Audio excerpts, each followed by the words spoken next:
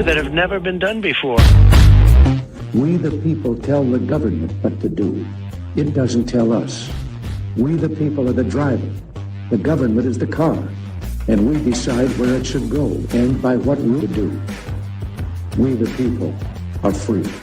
And I hope we have once again reminded people that man is not free unless government is limited.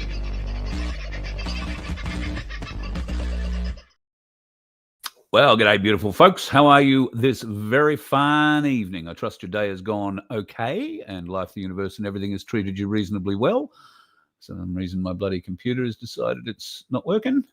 Well, maybe it is, and it's just playing different games with me. Sorry, looking at that screen. How's your day been? Hope you've been all right. We had a little chat this morning. I'm sorry about last night. My day got away from me. There is a lot happening here on the property at the moment, and I'll be leaving it shortly. And we have got a bit of work to do before we can get off the property. In fact, there's a lot of things we've got to do. The bus needs to be registered. There is a couple of other outstanding matters with the bus that need to be fixed, not so much mechanically, but with the RTA in New South Wales. We'll sort that out, and a few other bits and pieces. So it's very important, folks, that we need cash to fix these problems. And the only way I can figure out to do it is either ask you for it directly or to give you an opportunity to get some cash, which is that $750 that we're giving away at the moment in our lottery. And it's only $2 a ticket. We would love for you to be a part of it and pick up $750 or one of the Byron Bob packs that we put together with 10 1/10 Byron Bobs in it. And that'll give you an ounce of silver, which, let's have a look at what the price has gone to. I haven't looked since I got back in here. Let me see. Okay, so last time I looked at it was $62.75. It has dropped slightly to $62.61 at the moment at Ainsley Bullion. And gold is up over $5,400, $5,424.15. As I said this morning, folks, get into it if you can, because for a variety of reasons, we believe silver is going to keep going, at least in the short term. I heard somebody today say $70 is not out of the question by the end of next week. So we've seen that $70 is potentially possible before the end of this week with some of the rises that we've seen in the price of the spot price of silver just in the last 4 or 5 days. So go and have a look, folks. It's only going to be a benefit to you. I promise you, it's the best way to keep your wealth yours. And as I was explaining to a young bloke today that I was talking to, that $100 note in your pocket is absolutely worthless and will devalue. The $100 that you take into a shop today will not buy you as much as it will this time next week when you walk in. That means your money is being devalued. The plastic has no value. And very shortly, I really do believe the American market will have another very testing moment. And I think that will come on one of 2 days. It'll come on September the 11th, or it will come on October the 3rd. That's just my guessing.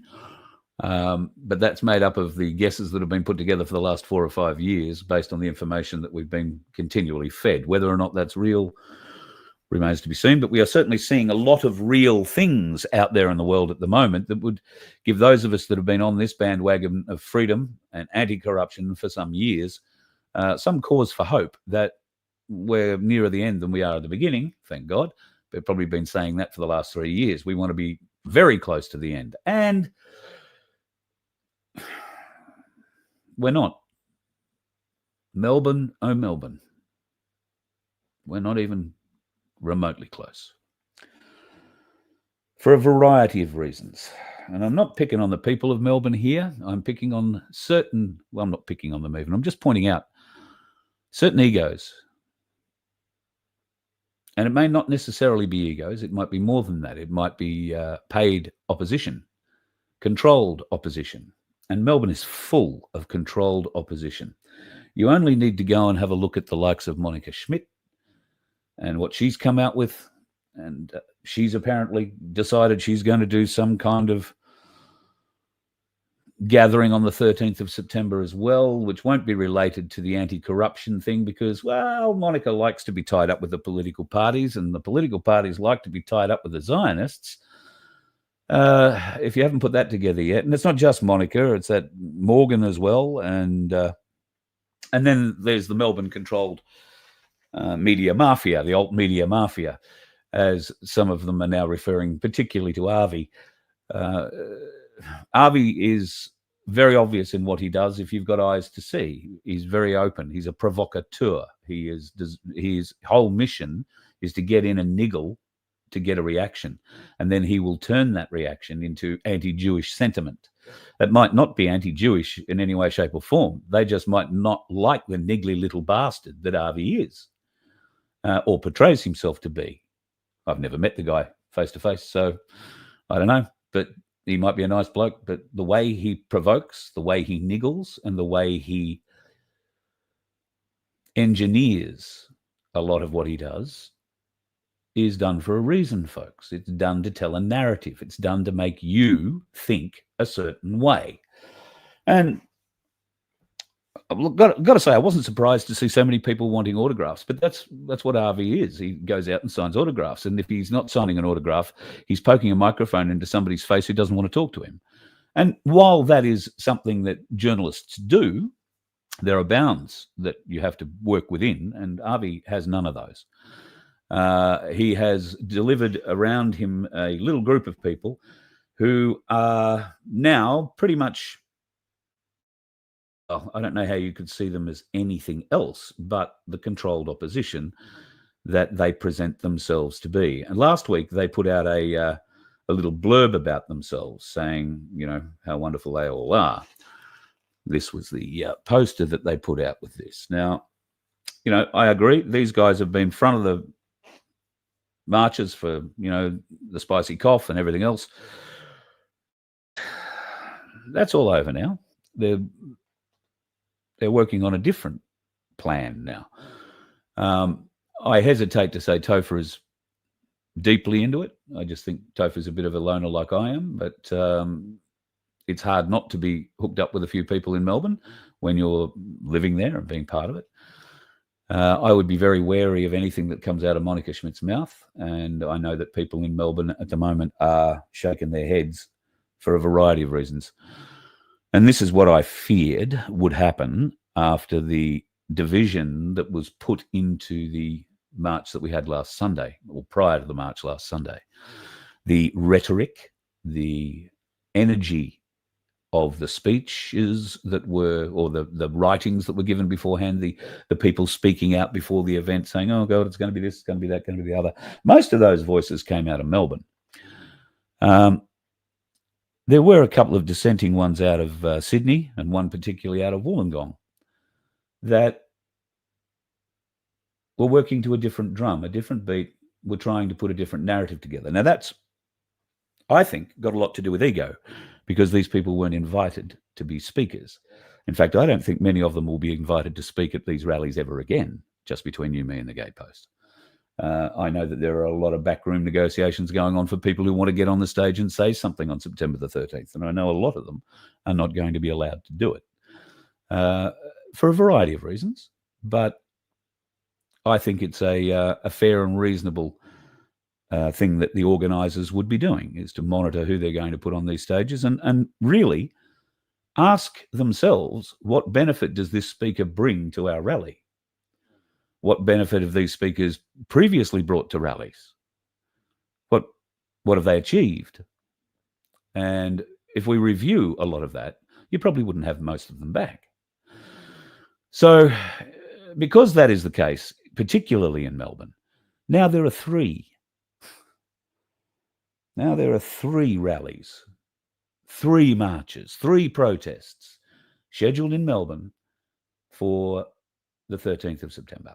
Now, I'm not saying all 3 of them will go ahead. There's some negotiations going on, which I hope sees sense prevail, common sense prevail, but ego's involved. So let's watch.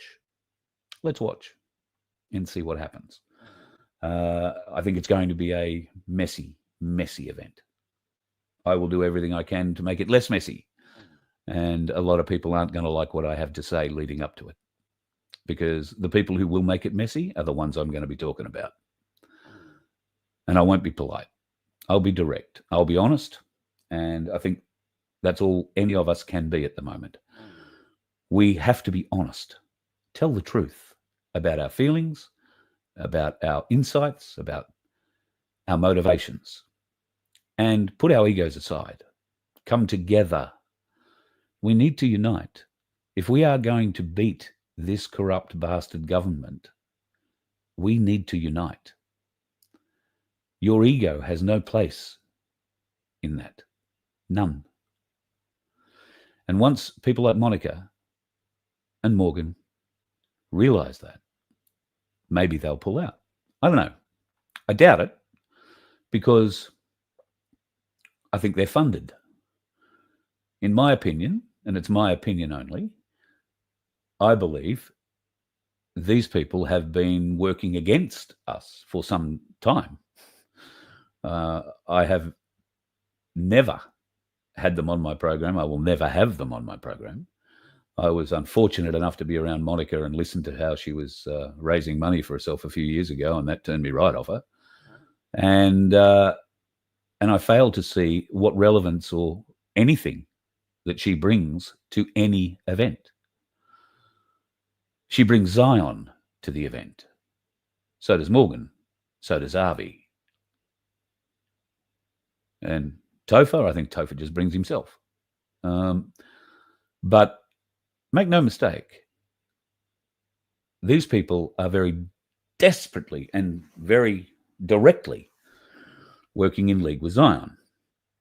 And something that, maybe we could discuss about that is this letter that Bibi Netanyahu sent to, what's happened? I think my screen's gone funny. Are we still here? Okay, so I've lost my picture, but I'll take you through this before I jump out and jump back in. The Prime Minister has said, the Prime Minister hasn't said anything about this. He's just demonstrated publicly what he's going to do. This is a letter to Albo Sleazy from Netanyahu. It says, I'm concerned at the alarming rate of anti-Semitism in Australia and the lack of decisive action by your government to confront it. Throughout the past year, anti-Semitism has scarred Australian cities. Since your public statement signalling recognition of a Palestine state, it has intensified. Following Hamas's savage attack on the people of Israel on October 7, 2023, where how many people died versus how many people are now dead in Gaza? Oh, we won't get into that now. Pro-Hamas extremists and left-wing radicals began a campaign of intimidation, vandalism and violence against Jews across the free world. In Australia, that campaign has intensified under your watch. In June, vandals defaced an historic Melbourne synagogue with graffiti praising Iran and calling to free Palestine. In July, arsonists attacked the East Melbourne Hebrew congregation during Shabbat dinner, forcing 20 worshippers to flee for their lives. I don't know why the Jewish people want to flee for their lives all the time. Why don't you stand up and fight? Why don't you put something forward? Why have you got to stand up and flee? Haven't you learned anything? Running away didn't help in the 30s and 40s. So, although, let's not go there. What else? The same night, masked rioters stormed an Israeli-owned restaurant in central Melbourne, destroying property, hurling furniture and shouting death to the IDF. These are not isolated incidents. Is this an epidemic? Oh, God, they feel hard done by, don't they? Your call for a Palestinian state pours fuel on this anti-Semitic fire. It is not diplomacy. It is appeasement. Because, would be acquiescing to Bibi's demands here be appeasement, or would it be diplomacy, I wonder?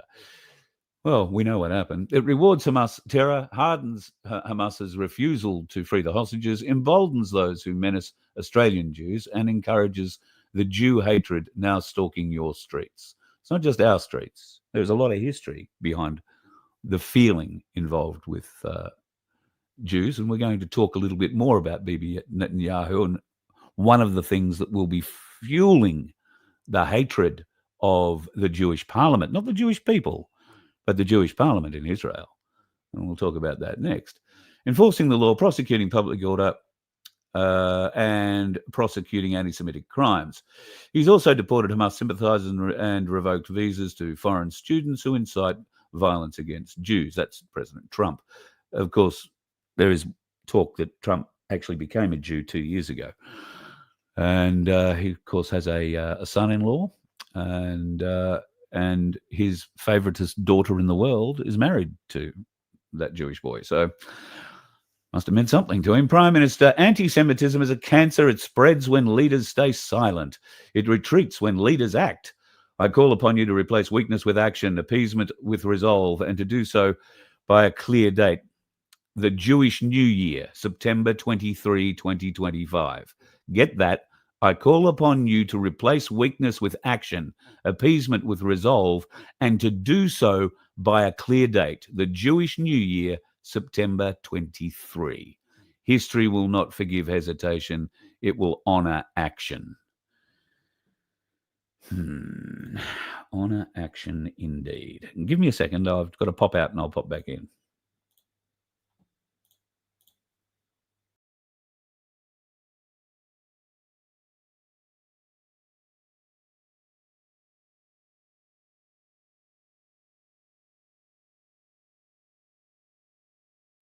Right. We're back. A little bit of pictures. Don't know why the computer keeps doing that to me. It's a little bit weird. Anyway, that's Bibi Netanyahu putting down the kibosh, if you like, on Albo Sleazy and the government. You will do what we ask, and you will do it by the Jewish New Year, September 23. Well, he didn't have to do much. He did it the next day. He expelled the Iranians the next day, blamed them for all the bullshit in the synagogues, and blamed them.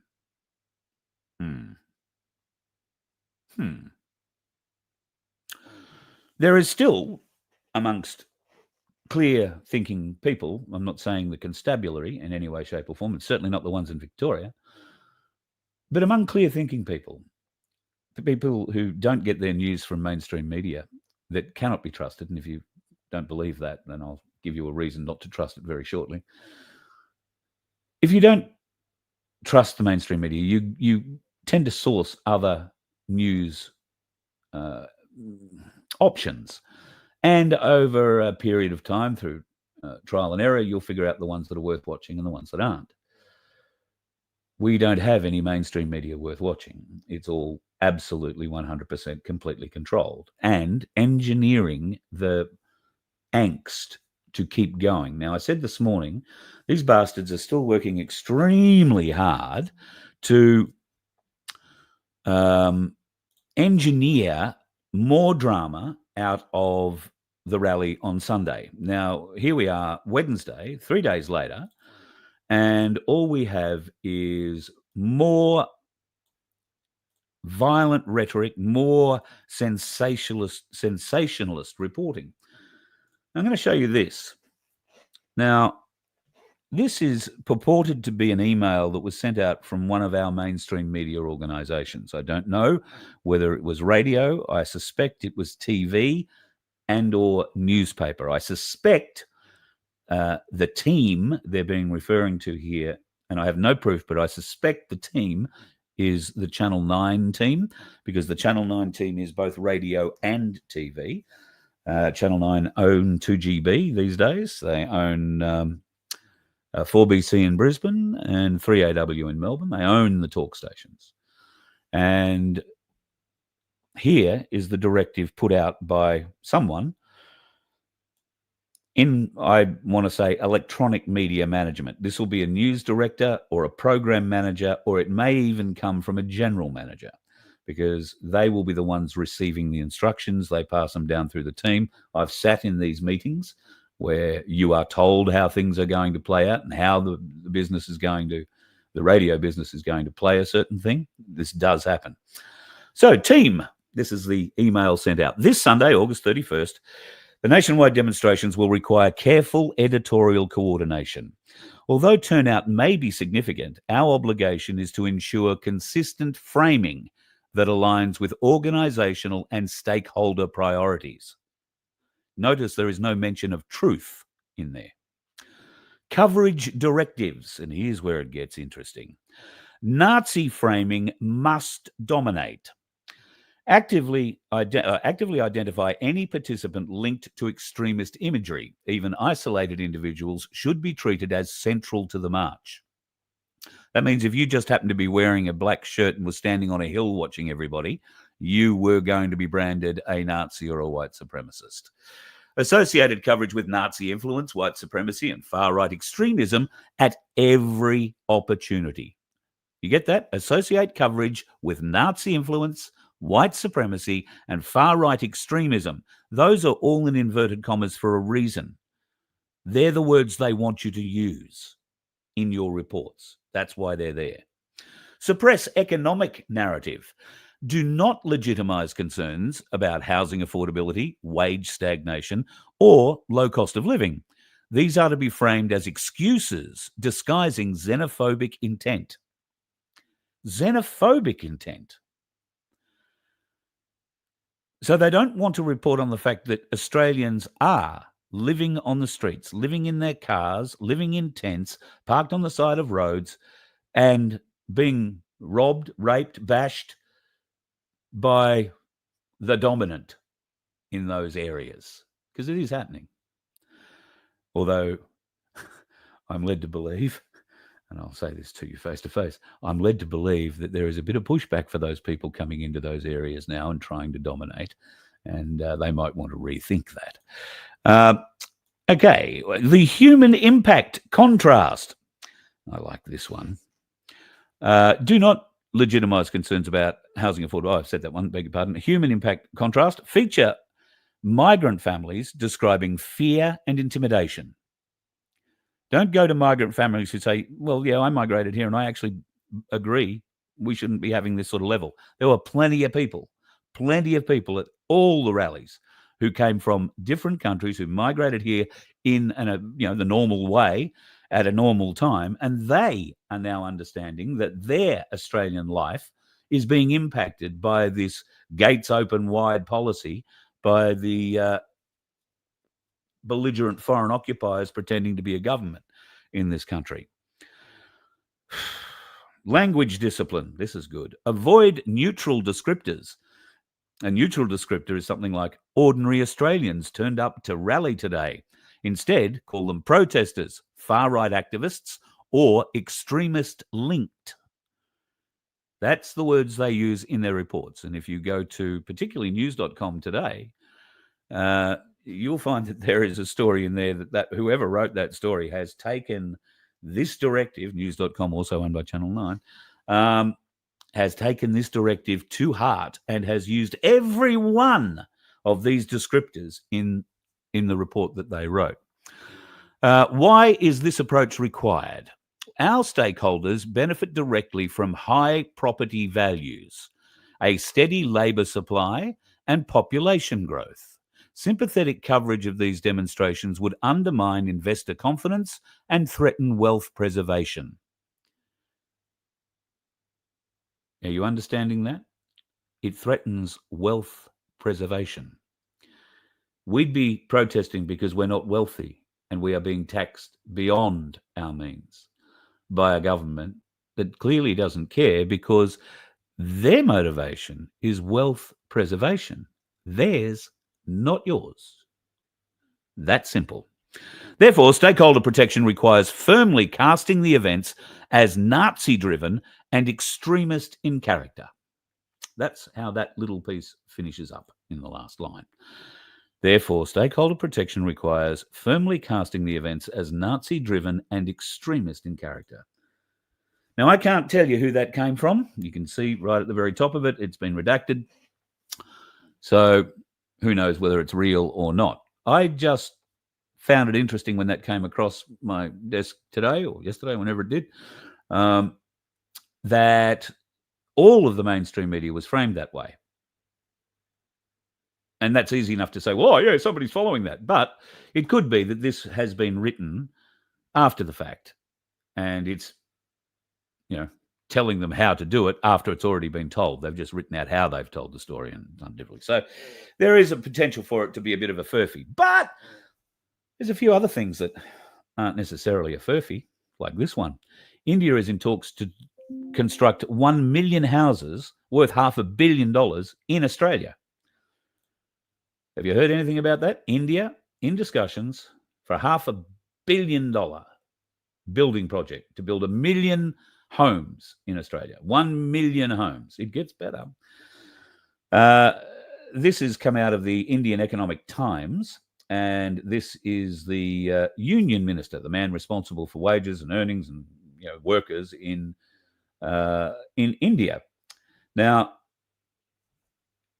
he's said, and you can see here, right at the very top, they are in deep negotiations to create 1 million homes in Australia and has reached out to the UAE to help finance the project.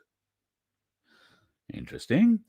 It says here that he is in deep discussions with my counterpart in Australia.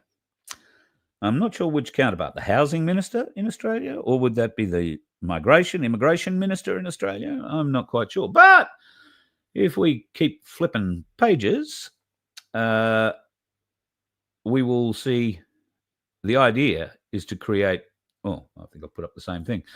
The idea is to create these 1 million homes. However, here's the plan. Goyal further said India is proposing to allow Indian workers to get trained in Australia for the necessary skill sets required to build homes as per local standards and create the housing.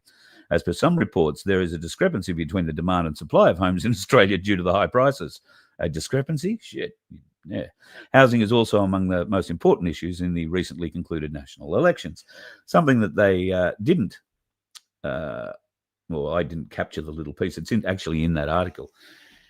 They've stated that those houses are for Indians.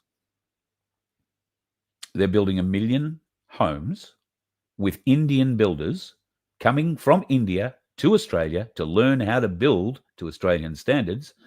And then they're going to be put on an Indian project funded by the UAE to build 1 million homes in Australia, which you and I won't get access to. How's that feel? That's your government that's doing it behind your back. They're not telling you. If you can get to Malcolm Roberts, ask him. He's not replying to me anymore. But ask him. See what he can find out about it. Because that's happening. The Indian Times is reporting it.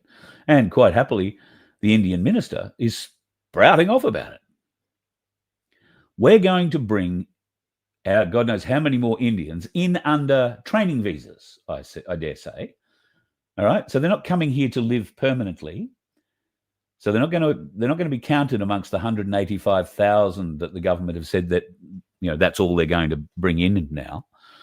No, this will be on top of that 185,000. How many builders do you think they're going to bring in to build 1 million homes in Australia, and over what time frame? How fast will these Indian builders be trained? Because our builders in Australia have to do a 4-year apprenticeship. We don't give prior learning credit to Indian brain doctors who come to Australia to live.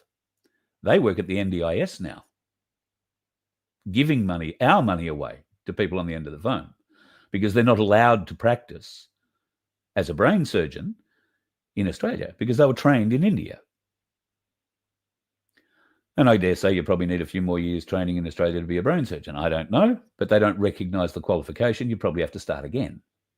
So we're going to have how many Indian builders to come to Australia to build 1 million homes, 1 million apartments they'll be, because they won't be 3-bedroom, 4-bedroom homes.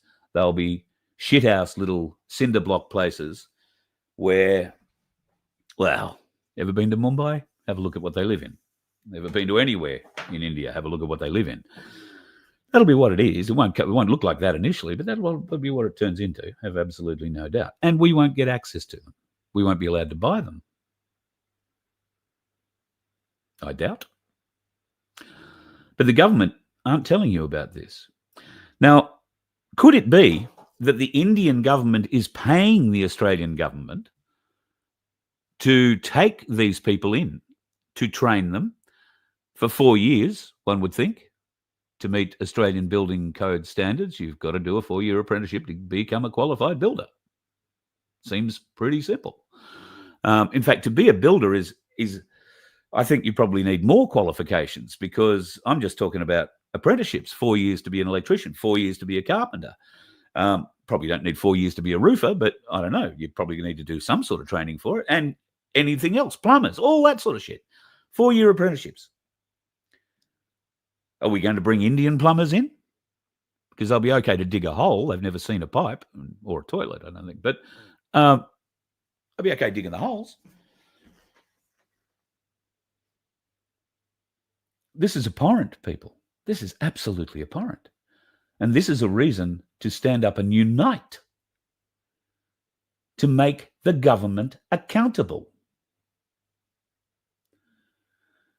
How do you make the government accountable? By all gathering together on one day, wrapped up in your flag, walking down the street, or unless you're Melbourne, just standing on the street, because the organisation in Melbourne last Sunday left huge amounts to be desired. And I think in part the problems caused in Melbourne were because of that lack of organisation. It won't happen again, I don't think. And certainly I know some of the people involved in the rally for anti-corruption, the corrupt government of this country, get rid of the corruption and the corrupt bastards running the country. That rally on the 13th, I'm very happy to get behind. But there are groups who are divisive or ego-driven because they are not allowed to stand up on the stage on the 13th. They've already reached out. And you can tell the ones that really are driven by ego, because they're the ones that run to the phone and run to the organiser and say, oh, can I speak? Can I speak? Can I speak? A lot of them have been told no, they can't, because they're not there. Well, I think a lot of them think they're there to motivate you, but certain ones are there simply to try and gather you up, to bring you into the fold here or into their show, whatever. They're not really focused on the problem. They're more focused on getting you. And that to me isn't what we're about. This isn't about ego. This is about our lives. This is about our children, our grandchildren. There's no room for ego. None at all. But a lot of people have been told, no, you can't speak. And so what do? Oh, well, I'm going to go and set up a protest in opposition to you. That's ego. Pure and simple ego. Pure and simple. Monica Schmidt. Morgan. Absolutely. That's what their little plan is. Let's hijack the September 13th rally. And that's what they're trying to do. In Melbourne, like I say, has its problems. Melbourne people have been traumatised beyond anybody else in the country, I believe. Melbourne people also are not aware of the sentiment, the feeling, and the action happening outside of Melbourne in other states. While you see and hear certain things, you are isolated. Most of you don't have access that people like me and others have to others around the country who are working behind the scenes of this. And I can tell you that there is a lot of action going on behind the scenes to make this September the 13th rally a rally about the corruption in our government and nothing else. The lies that we are told, the actions of our government, like this $500 million housing deal with the Indians that they refuse to talk to us about. Is that in our best interests? I mean, it's in our best interests to get 1 million homes built, but over what time frame? Because at the rate we're importing not just Indians, but migrants at the moment, there's not going to be anywhere for anybody to live. There won't be any jobs. AI is taking over. We have no manufacturing industry. Not everybody can be a friggin' Uber driver. None of us will be able to afford Ubers. Well, unless we're getting the living wage that we've been promised. But that's a whole other area. It's got nothing to do with freedom or government. The government isn't promising you a living wage. No, that's Nasara Jasara. And there's a lot of talk about Nasara Jasara. There is a lot of shit going on in the stellar world at the moment.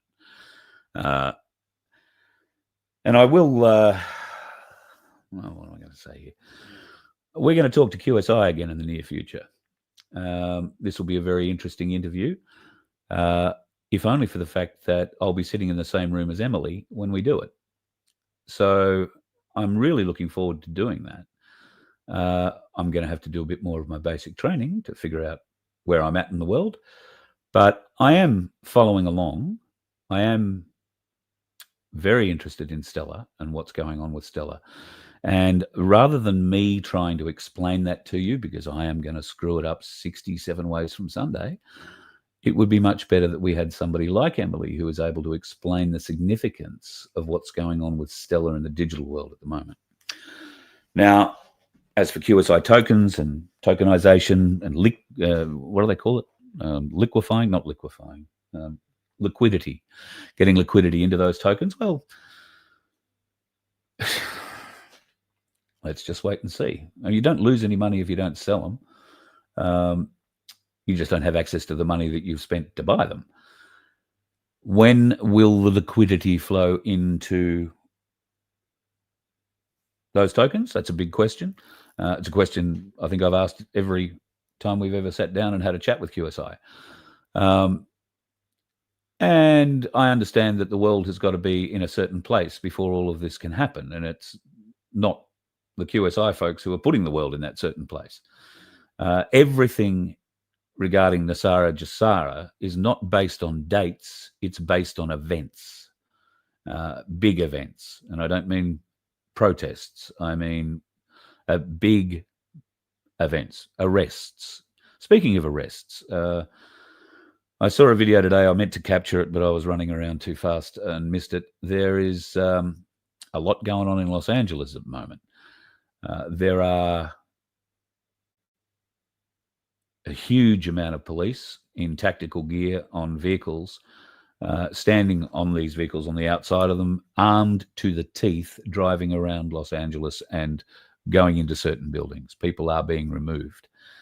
Arrests are being made. Now, whether or not these arrests are to do with the government or to do, I suspect at the moment, these arrests are in great part to do with the spicy cough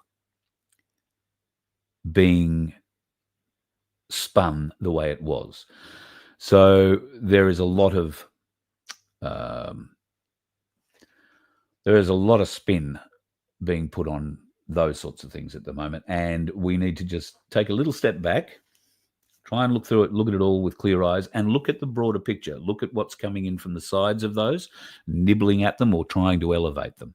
That'll give you a good idea of who's who in the room and who's pushing what. And bear in mind, these people are very good at pushing forward their ideas in a way that doesn't necessarily immediately confront you or turn you off. So bear that one in mind. I'm speaking in riddles here a bit. I'm sorry. There's a reason I'm speaking in riddles. Maybe I'll just leave it there and speak a bit more clearly about this at another time. I think that's probably safer. Let me show you this piece of shit. You remember the caravan bomb in Sydney? Turns out New South Wales police officers have had to sign NDAs with the AFP over the terrorism plot. Remember they said it was a terrorism plot. It was going to blow up the synagogue in Sydney, in the city. It was going to leave a 40-metre wide crater. That's bigger than some of the bombs the army drops. Going to be a huge crater, many dead, going to be awful. They're all going to target the Jews in the synagogue. It was going to be all right, except it wasn't. It wasn't anything like that. And now the police who were involved in it have had to sign NDAs so they cannot discuss it for fear of going to jail because of it. New South Wales, you've got yourself a good government too, haven't you?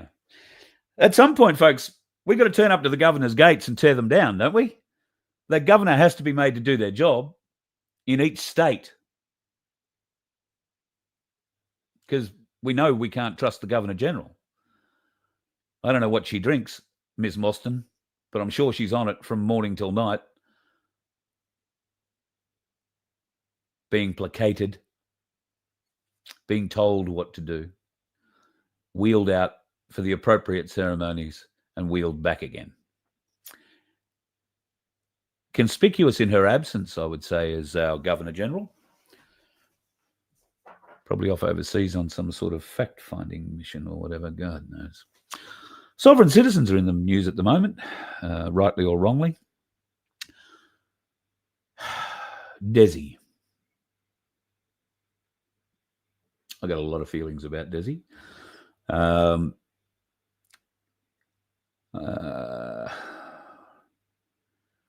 There is, well, the Victorian police seem to think he's being helped. That may or may not be the case. I have no intelligence about that whatsoever. I do know some people who do know him, and I've been watching a lot of Desi's former videos that he's put out. He's a very clever man. He is a very, very clever man. And while he is following the common law argument, he speaks very politely and is very pleasant with police in every video I've seen. He's not aggressive.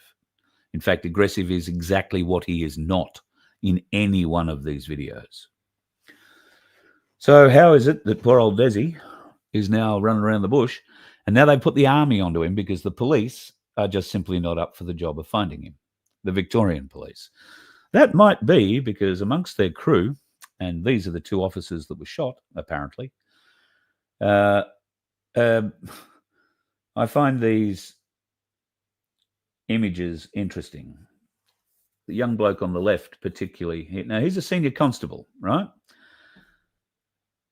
That means he's been in the job a few years to be able to be a senior connie. I dare say that photo is on the day he graduated. Do you notice the black uniform? If you grew up in Victoria around the same time I did, and only up until a few years ago, the Victoria Police caps were a black peak with a white body and the checker Freemason stripe around it. Now they're just solid black, like the Nazi uniforms. Or is that being a bit strong? At any rate, people have been digging out a lot of photos of this young fellow who's been sadly, apparently shot. This is a beautiful photo of him. They found it on this website, which is an actor's website called Star Now. And this bloke has been called out as a crisis actor. And we know that they use crisis actors. So why would people disrespect the Victoria Police? Why would they disrespect the family? Why would they disrespect the colleagues by saying such an horrendous thing that this guy's a crisis actor? Well, I don't know that he is a crisis actor. He may well be dead. I find it quite strange that there has been, the media is salacious for people's pain, right? That is because evil feeds off our grief, right? And the media is evil. The mainstream media is evil. That's why the news shows you all these horrors, shows you all this shit, because they feed off the angst, they feed off the anxiety, and they feed off the anger, the hate, and the pain that is developing in people from seeing this sort of shit on their television, from seeing the way that the Prime Minister and that stupid bitch of a Victorian Premier were treated by the most brilliant group of farmers in Victoria who turned up in Ballarat the other day, ran them out of town. Ran them out of town. That is the way it should be. Any politician who's currently sitting in that place needs to be run out of your town if they want to stand up and come and speak, unless they want to speak the truth. And I believe Malcolm Roberts is one of those who speaks a relative amount of truth. I think he has a mental block in there for certain things, or is being controlled not to go into certain areas. But for the most part, he does ask some pretty decent questions. We should see if he asks more on our behalf. And I'm sure he will. He's a very decent man. But is it going to happen fast enough? Who knows? what can we do about crisis actors and these sorts of stories that come out? Look, I don't know. I'm just confused that I haven't seen anything from the family. The media loves getting the family statements. Oh, the horror. Oh, he was such a good boy. And look, if you're going to report the story, you got to report the story. But they do it in such a way. And given those media directives that we went through before, they're going to frame it that way all the time. And I don't believe that helps the family. I actually have another theory that's more closely related to what happened to the trains at Williambilla in Queensland. Because essentially, the same thing happened. Exactly. And I think there's a lot of questions to be answered about the trains in Williambilla too. I think that there is, not that we'll ever find the truth, because I'm pretty confident there wasn't an autopsy conducted, or if it was, it's going to be stitched up in more ways than one. But I don't believe the trains shot the next door neighbour. And I don't necessarily believe, because of all the strange things surrounding it, the police report about what happened in Desi's bus. There were 3 police officers went to his bus. There were 10 police officers that went to his property. That means that there were 7 more police officers around that bus somewhere in support of picking up Desi. Now, the mainstream media, the police would have us believe Desi went mad, picked up a homemade shotgun, is what I'm hearing, and shot 2 people before being shot himself.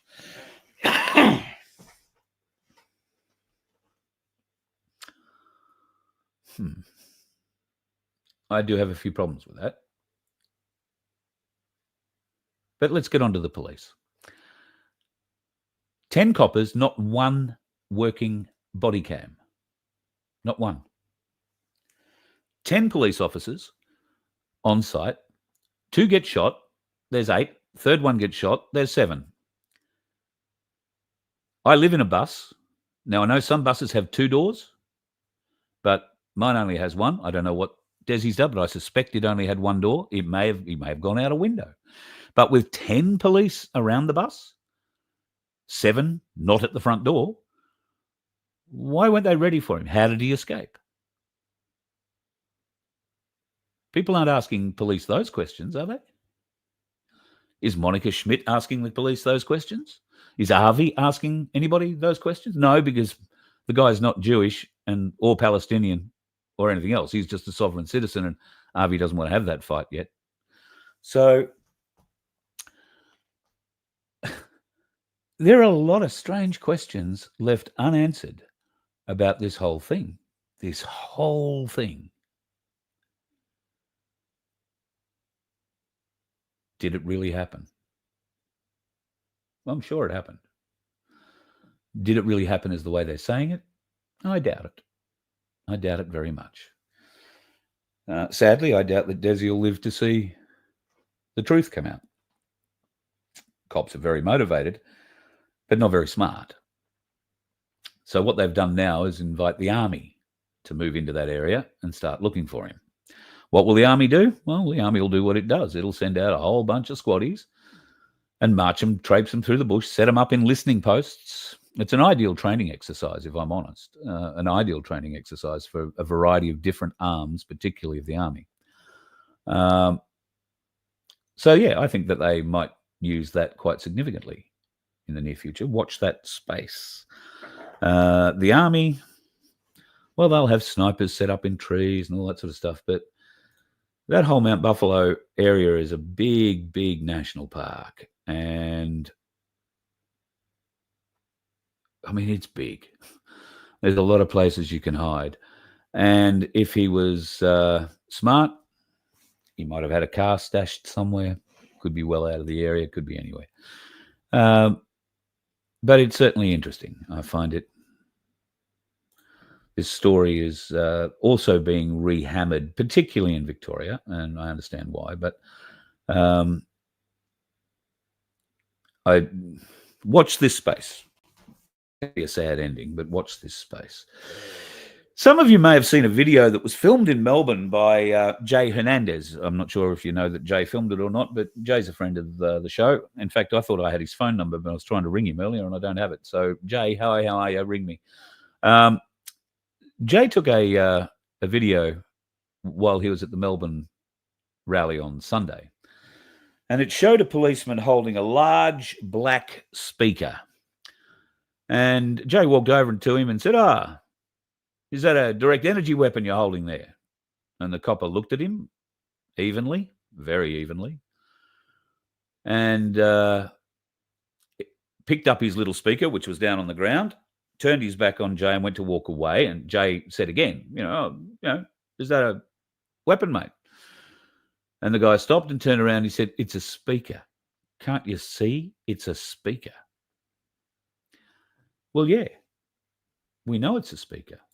It looked just like that speaker, which is an LRAD, a long-range acoustic device.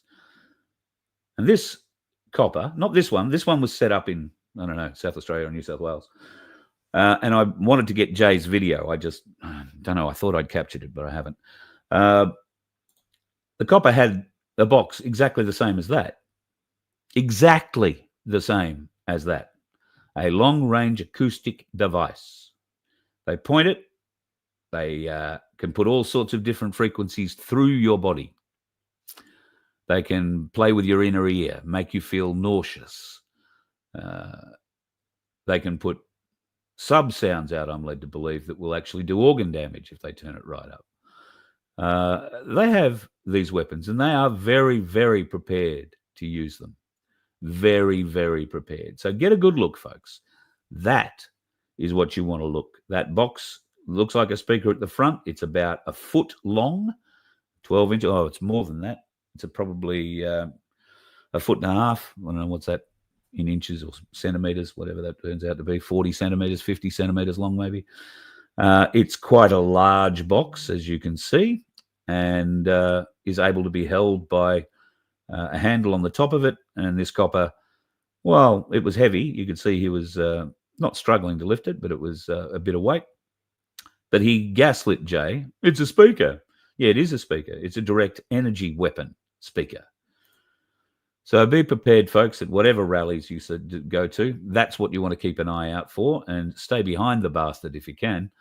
But they spread themselves out, these pricks. They like to get around you, and they'll have a number of them so that if they want, they can just LRAD the lot of you, which is not something we really want to be involved in, I don't think. But try and keep the coppers honest. Tell them you know what it is. Ask them what their operational use directive is. At what point are you allowed to turn it on? I'd be very interested to know that. But we'll just have to wait and see, I guess, what else is coming. So this is what I will support, folks, for September the 13th, the rally against government corruption.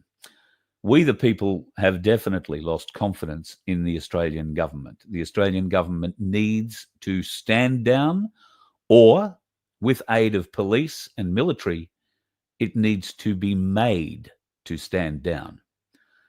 Less than 26% of the population voted for the Albanese government. It is an illegitimate government. It does not represent the people of Australia. It has not represented the people of Australia ever since it was allowed into power. Allowed was bought their way into power, bribed their way, I don't know. They weren't elected into power. So if there is a march you have to be part of, it is a rally against the corrupt government of this country. And that's something that every Australian can get behind. You don't have to be an awake person. You can be a normie and understand these bastards are robbing you blind. You can be a normie and know that the courts are not in any way giving you justice. The courts are a bank. Somebody has to pay. And Paul Offey is fighting that at the moment at the ACT Supreme Court. he could really do with your support. I haven't spoken to the guys yet today. Hopefully we'll have a chat with Michael tonight and learn a little bit more about what's happened so far this week. Good day in the court yesterday for him, apparently. More witnesses today, and I don't think I'm letting any cats out of the bag here. Rob, the galactic larrikin that we had on Friday week ago, is also one of those witnesses, and Rob will be appearing. If he didn't appear today, it'll be tomorrow. And he was the cameraman that day where all the video footage of the event was filmed. So he was actually the Aussie Cossacks cameraman that day. So he was following the Cossack around, and the Cossack obviously was heavily involved with the vehicle and Paul at the time. He didn't know Paul. They hadn't met prior to the event in any way, shape or form, and Paul really didn't know who the Aussie Cossack was, which would have hurt the Aussie Cossack's ego tremendously, but he had bigger worries that day, bigger things he could do, and so he let it pass. So he'll just jump on the truck and give Paul direction, because that's what he did. So yes, the camera work that Rob put together is being used to aid Paul's case.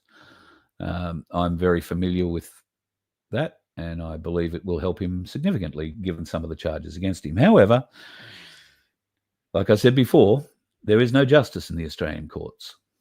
That's why this rally against government corruption, because that government corruption extends from our High Court through our government, through every court in this country and in many associated areas. So that's the one we should all be getting behind on September the 13th. Tricky is organising the rally in Brisbane. And I spoke to Tricky for 45 minutes or so the other day, and we will have another conversation. I offered to help stream it if they need it. There are people I know who've put their hand up to speak, and I would welcome hearing their speeches. These are people I trust. There are probably many people who are trying to get onto the stages around the country and who aren't going to get a leg up. Please, if that's you, understand there is a reason for it. Okay? And you may not like the reason, but there is a reason for it. And that is because the organisers are trying to do something for all of us. All of us, to bring us all together. And those that would have a demonstrated past at creating division or being, I'll just say assholes, they're not going to be invited, because they've demonstrated already they can't do anything other than get on a stage and pump their ego. There is no room for egos in this fight anymore, folks. None at all.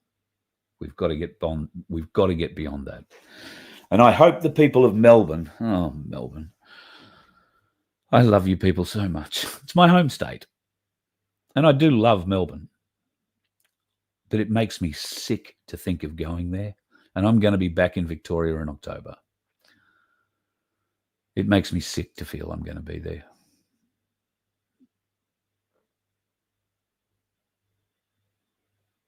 It's sad. It's sad. I hope the people of Melbourne can come together.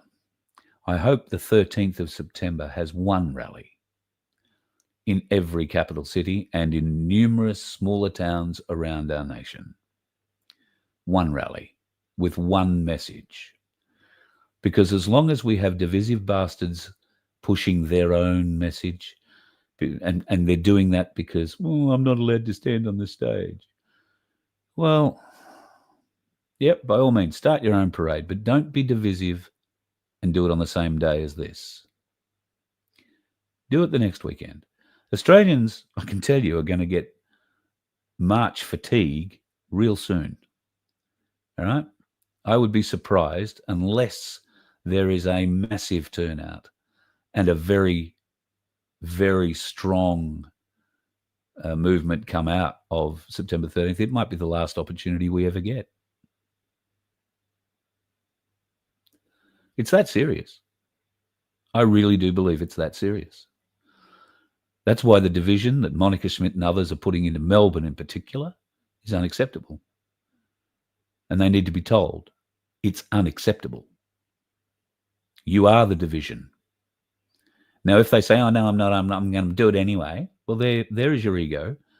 And what is the motivation to do it against the people's wishes? Maybe she doesn't know. Maybe they don't know the people's wishes. Maybe this is just my wish. Maybe it's not yours either. I don't know. If it is, write to her. Send her an email that says, don't do this, Monica. Don't be divisive. But she works to a different master, I think. A different master from Israel. Might be wrong, but she does so much shit that proves me right. I don't know. I kind of think that's how it's going to be. I went to a school in Hamilton, Victoria called Monterey College. That'd probably be the last time that Monterey College would like me to mention that I went to Monterey College. Oh, I've done it 3 times now. But when I went to Monterey College, a lot of interesting things sort of happened. And I went to school with a couple of Nauruan guys. Wonderful, wonderful men. John and Clicker. Callistus Kane. God, he was a footballer. Wonderful bloke. Now, one of those blokes that I went to school with from Nauru, now part of the Nauruan government, I'm led to believe. And Nauru has just signed a $400 million deal with Australia to take 350 foreign criminals who are refusing deportation. That's because we're trying to send most of them back to New Zealand. I believe most of those 350 people are over New Zealand. We're paying $400 million for 350 foreign criminals. That's more than $1 million a person. Where's that money going? How's that money actually playing out? I don't know. I don't know that any of us will ever know, because it's not in the government's best interest to tell us, is it? Hardly. And I'll leave you with this lovely little fact. Here's a Pakistani pedophile working in a childcare centre in Canberra. He's been found guilty of sexually abusing a 4-year-old boy.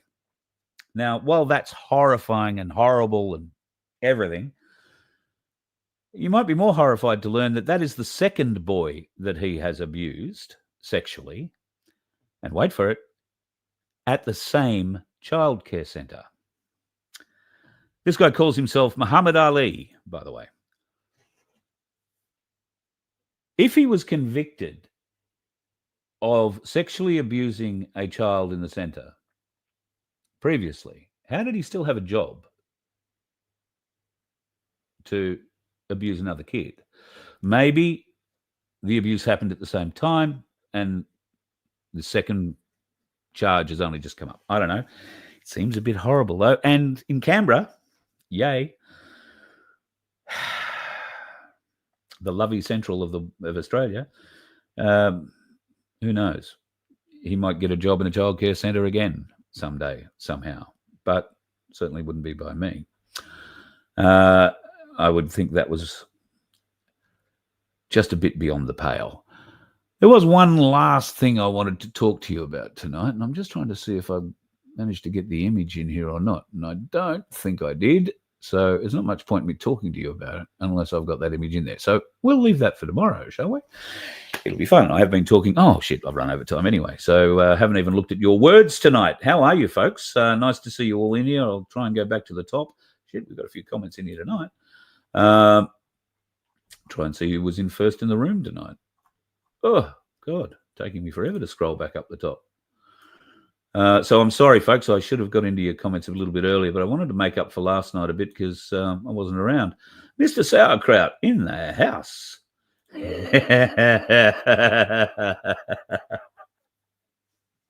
Ezra has coached him very well. You're 100% on the money there, mate. 100% on the money. I'm just having a quick scan. I'm not saying hello to everybody except my absolutely magnificent admin team who moderate our rooms and keep everybody in such a wonderful place. I'm so proud of this room and the friendships that have grown through here. Can I tell you that Black Sheep is receiving an amazing amount of support from Rachel, and I can't thank Rachel enough. under trying circumstances at times. She is there and helping him through this period. The funeral for Paul's dad is tomorrow, and tomorrow? Yeah, I think it's tomorrow. And actually, it might be next week. I'll have to get that right. Yeah, it's a beautiful thing, this family coming together. A lot of you have now reached out to each other outside of the show, and that's wonderful. The friendships that I'm hearing about that are growing are just amazing, and I couldn't be happier, and I can't wait to turn up in your town and come and meet a few of you face to face. That is going to happen. It does require a bit of money. That bus has a 250-litre fuel tank, and I can go about 800 kilometres on it. So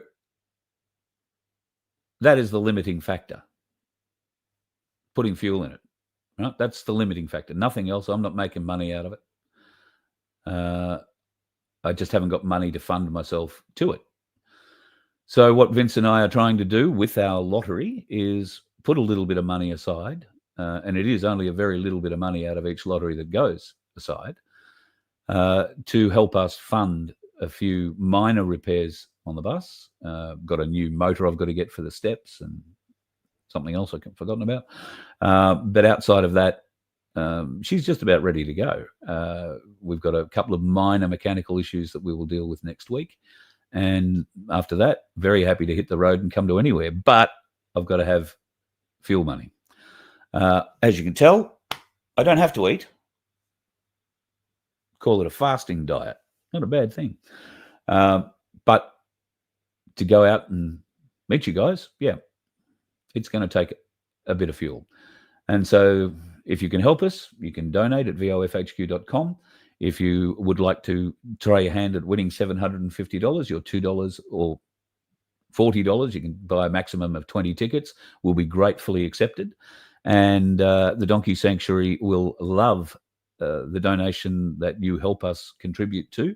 It will help feed, and they've just had another farrier day there, so it'll farriers, teeth, dentists, all that kind of thing for the donkeys, and it will help us put a little bit of fuel in the bus, or at least in the bank to put fuel in the bus, so that in October I will be able to come and see some of you. In fact, hopefully in September, but I just have to wait and see on a few things here. But yeah, hopefully in September we'll be able to hit the road a little earlier. There is a better than average chance I'm going to be in Victoria toward the end of October, and probably into November, maybe into November. There is a chance that I will be at another event up. I'll need to be back in Queensland by, I think it's the 3rd or 4th of November. So it'll be a quick trip, but I will be coming back to Victoria in January is the plan. If only because I'll be helping my daughter, who's had a brain fade and is moving back there.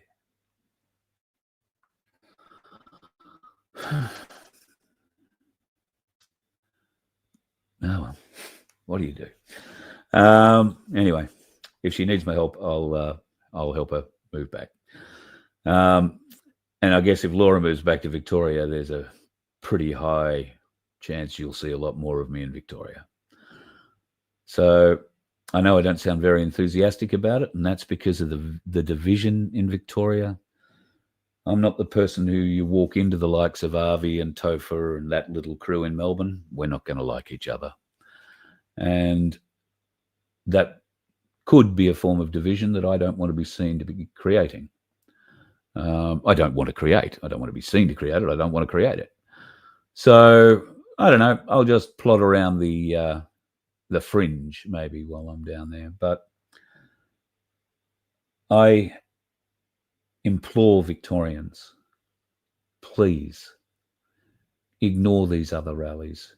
These are ego-driven bullshit that will achieve nothing. If we can get Australians, and they're saying there were 365,000 of us walked last Sunday, wouldn't it be nice if we could double or triple that on the 13th of September? Because this isn't an argument about UFOs or dumbs or pedophiles or, white hats.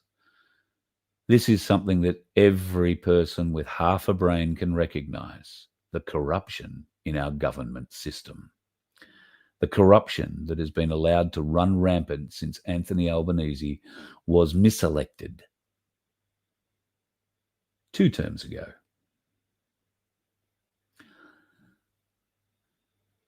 The actual bastard.